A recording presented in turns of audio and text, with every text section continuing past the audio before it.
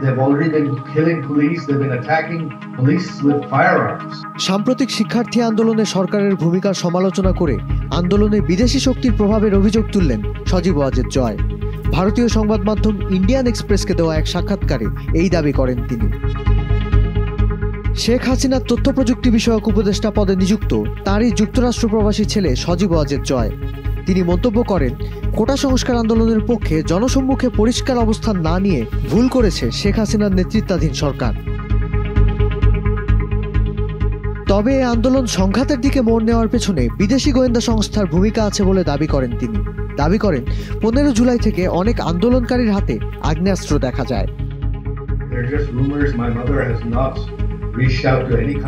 জয় আরও জানান, ভারতে বসেই বাংলাদেশের পরিস্থিতি কোন দিকে গড়ায় তা পর্যবেক্ষণ করবেন শেখ হাসিনা। আপাতত ভারত ছাড়ার সম্ভাবনা নেই তার।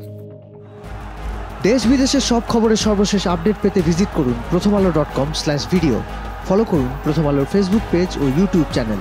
থাকুন ভালোর সাথে, আলোর পথে।